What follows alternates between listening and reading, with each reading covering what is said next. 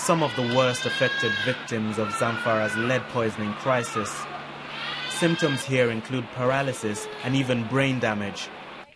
In the village of Sumke, 4-year-old Umaima can neither hear nor speak. Her mother, Hajara, says they used to process gold ore at home, and this is how her daughter was contaminated. Zamfara has rich gold deposits. These miners take incredible risks, spending days underground trying to dig their way out of poverty. They bring the rocks here for processing, but there's a high concentration of extremely toxic lead in the dust that's released. Experts say the levels are the highest in the world.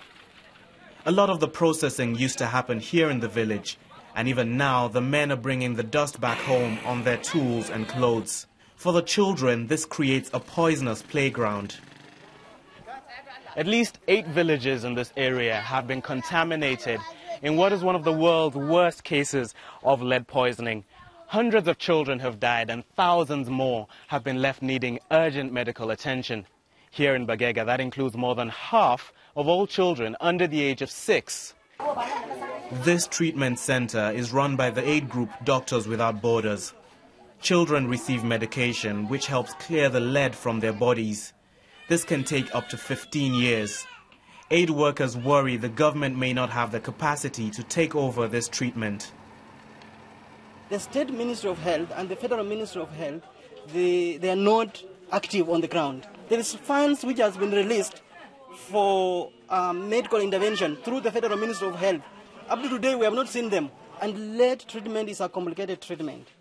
It needs a lot of training. The government denies the accusation and puts the blame back on the community itself. This is a man-made disaster. It's not a natural disaster.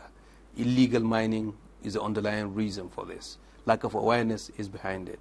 We can't sit behind and sort of not to take anything, take action. Government will continue to take all steps to protect the lives and well-being of its people. Efforts are now underway to clean up the environment. Toxic soil is replaced with clean earth. It's slow work, partly because they don't have the equipment that the government was supposed to supply.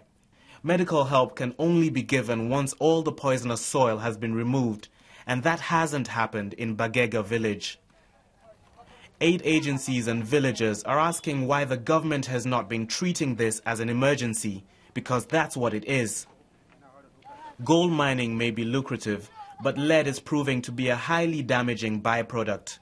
As long as mining is allowed to continue, thousands of children will pay a high price. Tomi Oladipo, BBC News, Zamfara, northern Nigeria.